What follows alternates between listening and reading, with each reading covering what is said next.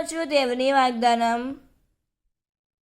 నేను మీకు అనేక విషయములు చెప్పవలసి ఉన్నది, కానీ ఇప్పుడు మీరు వారిని భరించలేరు. ఆయన అనగా సత్యస్వరూపియగు ఆత్మ వచ్చినప్పుడు మిమ్ములను సంపూర్ణ సత్యమునకు నడిపించును. ఆయన తనంతటి తాను ఏమీ బోధింపక తాను వినదాననే బోధించును. జరగబో విషయములు మీకు తెలియచేయును. యోహాను సువార్త 16వ అధ్యాయం 12వ వచనం.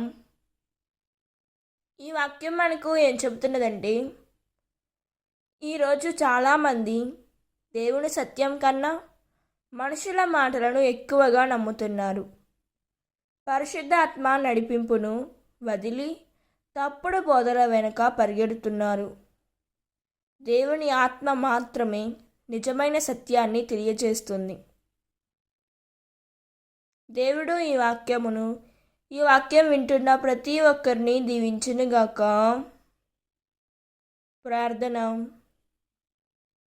ప్రభువా, పరిశుద్ధాత్మ ద్వారా మమ్మల్ని సంపూర్ణ సత్యములో నడిపించుము.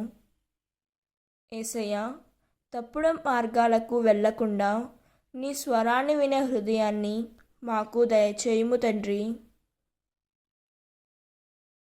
ఆమేన్. God bless you.